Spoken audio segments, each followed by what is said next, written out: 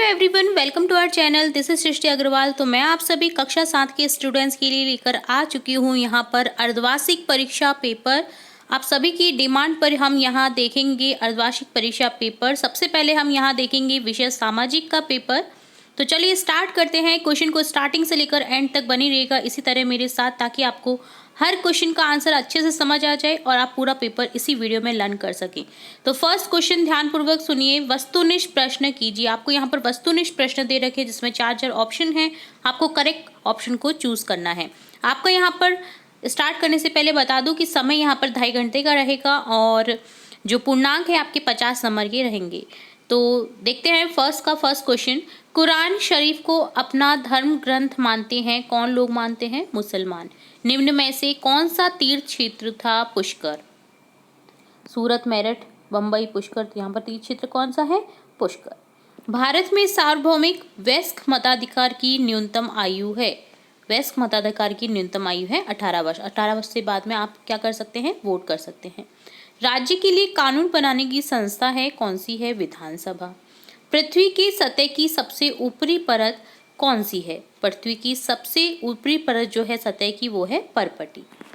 Second question है रिक्त स्थानों की पूर्ति करो। यहाँ पर आपको 6 सेंटेंस दिए गए हैं जिसमें रिक्त स्थान की पूर्ति करनी है। जब वायु गर्म हो जाती है तो वह कैसी हो जाती है? हल्की हो जाती है, इसलिए वो ऊपर की ओर उठती है। पर्यावरण हमारे जीवन का मूल क्या है? आधार है। राज्य का प्रमुख कौन कहलाता है? राज्यपाल। प्रजातंत्रीय समाज में रिक्त स्थान स्थापित करना एक सतत संघर्ष है। क्या स्थापित करना? समानता, कि सभी समान हैं, एक समान है। रिक्त स्थान दिल्ली सल्तनत की एकमात्र स्त्री शासक थी कौन? रजिया सुल्तान। 12वीं सदी में चौहानों की राजधानी क्या थी? अजमेर। थर्ड क्वेश्चन है सत्य असत्य छाटिए। यहाँ पर सत्य असत्य छाटे हैं आपको। चोल साम्राज्य में गांवों के समूह को नाडू कहा जाता था? गलत। अकबर का राजस्व मंत्री अबुल फजल था? जी नहीं। भारत एक अलोकतंत्रीय देश है? जी नहीं, लोकतंत्रीय देश है जहाँ पर जनता को अधिकार है अपने प्रतिनिधि को चुनना। विधायक जनता का प्रतिनिधित्व करते हैं? जी हाँ। हिमनद पर बर्फ की नदियां होती हैं? जी नहीं। महासागरों में अधिकांश नमक सोडियम क्लोराइड होता है? ये सही है। फोर्थ क्वेश्चन है सही मिलान कीजिए। व्यापारिक पवने, आपको सही मिलान करना है यहाँ पर चारों ऑप्शनों को, चारों सामने दिए गए ऑप्शन से। व्यापारिक पवने जो कि होती है स्थायी पवन, लू स्थानीय पवन, मानसून मौसमी पवन, पवन की क्षैतिज गति।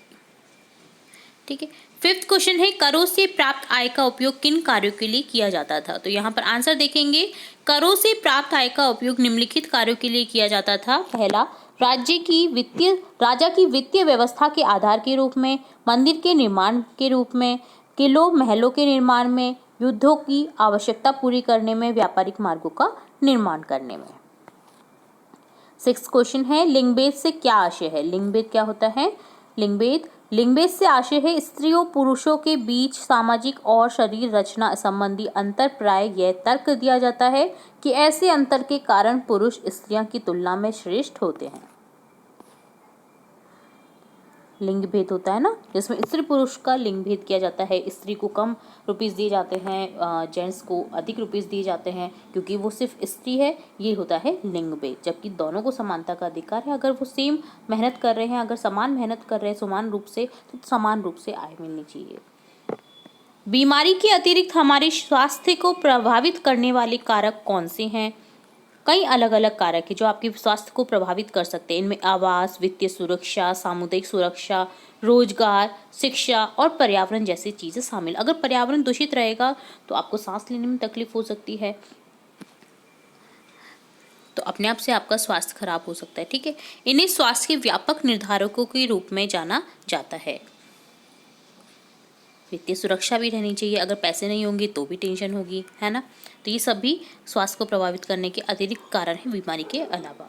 8th क्वेश्चन है मुख्यमंत्री तथा उसके मंत्रिमंडल का निर्माण किस प्रकार होता है? तो यहाँ पर देखेंगे चुनाव के बाद सत्ताधारी दल विधानसभा में बहुमत प्राप्त जो दल होता है कि विधायक अपने नेता का चुनाव करते हैं। इस सत्ताधारी दल के नेता को राज्यपाल मुख्यमंत्री नियुक्त करता है। राज्यपाल नियुक्ति करता है मुख्यमंत्री की सलाह से अन्य मंत्रियों को नियुक्त किया जाता है। 9th क्वेश्चन है, वायुमंडल क्या है? पृथ्वी को जो वायु का आवरण चारों ओर से घेरे हुए है उसे हम वायुमंडल कहते हैं। नेक्स्ट क्वेश्चन 10 है, वर्षा कैसे होती है? वायु में मिला जलवाष्प शीतल पदार्थों के संपर्क में आने से संघनन यानी कंडेंसेशन के कारण औसांक तक पहुंचता है। जब वायु का ताप औसांक से नीचे गिर जाता है तब जलवाष्प पानी की बूंदों अथवा ओलों के रूप में धरातल पर गिरने लगते हैं। इसी को वर्षा कहते हैं। लॉइस किसे कहते हैं? आंसर लिखेंगे, पवन द्वारा उड़ाई गई धूलों के निक्षेप से निर्मित जमाव को लॉइस कहते हैं। वायुमंडल की विभिन्न परतों का उल्लेख कीजिए। आपको विभिन्न परतों का उल्लेख करना है यहाँ पर, तो लिखेंगे वायुमंडल की परतों को मुख्यतः 5 भागों में बांटा गया है। पहला है क्षोभ मंडल जो कि 0 से 18 किलोमीटर तक है। यह मंडल जैव मंडलीय पारिस्थितिकी तंत्र के लिए सर्वाधिक महत्वपूर्ण है, जिसमें हम सांस ले रहे हैं जो कि हमारे आसपास है। ये सभी क्या है? क्षोभ मंडल का पार्ट है, क्योंकि मौसम संबंधी सारी घटनाएं इसी में घटित होती हैं। मौसम संबंधी सभी परिवर्तन इसी में होने के कारण इसे परिवर्तन मंडल भी कहते हैं। समताप मंडल, जहाँ पर एरोप्लेन आपको दिखाई देते हैं, जहाँ पर एरोप्लेन चलते हैं, है ना, तो ये समताप मंडल होता है। इसका विस्तार 8 से 18 किलोमीटर से 50 किलोमीटर तक होता है। इसमें ओजोन परत पाए जाने के कारण इसे ओजोन मंडल भी कहा जाता है। इस मंडल के निचले भाग में जेट वायुयान के उड़ान भरने के लिए आदर्श दशाएं हैं। अब है अगला मध्य मंडल 50 से 80 किलोमीटर। इसका विस्तार 50 से 55 किलोमीटर से 80 किलोमीटर तक है। इस मंडल में तापमान ऊंचाई के साथ घटता जाता है तथा लगभग 100 डिग्री सेंटीग्रेड तक पहुंच जाता है, जो कि वायुमंडल का न्यूनतम तापमान है। वह उसकी ऊपरी सीमा से बाद पुनः ताप में वृद्धि होने लगती है। इसके बाद जो है तापमान वृद्धि होती है। यहाँ पर न्यूनतम तापमान रहता है 100 डिग्री सेंटीग्रेड तक। ठीक है। आयन मंडल 80 से 640 किलोमीटर। इस मंडल में ऊंचाई के साथ साथ ताप में तेजी से वृद्धि होती है। इसमें विद्युत आवेशित कणों की अधिकता होती है, इसलिए इसे आयन कहा जाता है। इन्हीं की अधिकता के कारण इस मंडल का नाम आयन मंडल है। ये कण रेडियो तरंगों को भूपृष्ठ पर परावर्तित करते हैं और बेतार संचार को संभव बनाते हैं। जो हम संचार कर पाते हैं वो आयन मंडल के थ्रू ही कर पाते हैं। अगला मंडल है बाह्य मंडल, जो कि है 640 किलोमीटर से ऊपर। इसे वायुमंडल का सीमांत क्षेत्र कहा जाता है। इस मंडल की वायु अत्यंत विरल होती है। यहाँ पर गैसों का घनत्व बहुत कम पाया जाता है। यहाँ हाइड्रोजन और हीलियम गैसों की प्रधानता होती है, जो कि सबसे ज्यादा पाई जाती है सूर्य में। तो ये हो गया सभी परतों का विश्लेषण। अब देखेंगे 13 क्वेश्चन, महिला आंदोलन से आप क्या समझते हैं? महिला आंदोलन की रणनीतियों का वर्णन करें।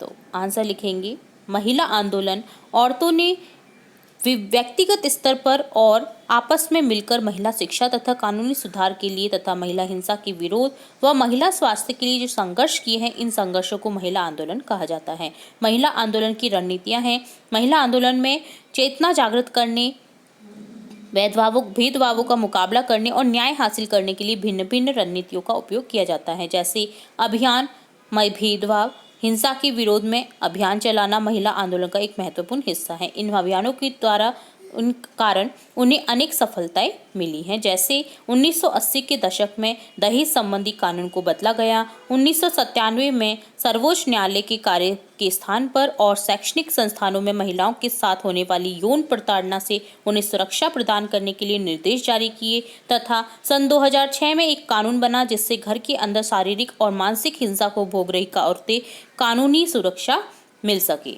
जागरूकता बढ़ाना, औरतों के अधिकारों के संबंध में समाज में जागरूकता बढ़ाना भी महिला आंदोलन का एक प्रमुख कार्य है। गीतों, नुक्कड़ नाटकों और जनसभाओं के माध्यम से वे अपने संदेशों को लोगों के बीच में पहुंचाते हैं।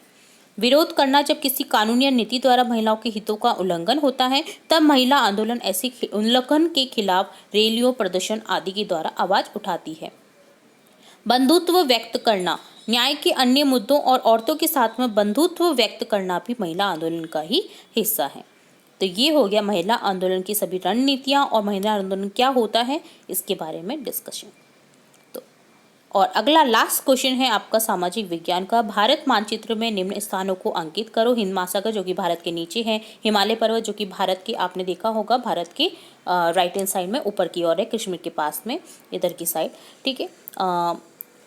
और दिल्ली सेंटर में आपने देखा ही होगा, ठीक है। हरियाणा पंजाब को छूता हुआ दिल्ली। कर्क रेखा जो कि 7 राज्यों से गुजरती है, 8 राज्यों से, राजस्थान के नीचे डूंगरपुर और बांसवाड़ा में भी होकर गुजरती है ये, ठीक है।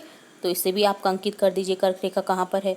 और लक्षद्वीप जो कि आपने देखा होगा लास्ट में कोने में भारत की बाहर की और छोटे छोटे बिंदु के रूप में देखे होंगे, वो पॉइंट क्या है, आपकी लक्षद्वीप है। तो आप इन्हें मानचित्र में देख सकते हैं, ठीक है। तो इस तरह से कंप्लीट होता है आपका ये पूरा अर्धवार्षिक परीक्षा प्रश्न पत्र। उम्मीद है आपको अच्छे से समझ आया होगा, अच्छे से क्वेश्चन आपको समझ आ गए होंगे, आंसर समझ आ गए होंगे।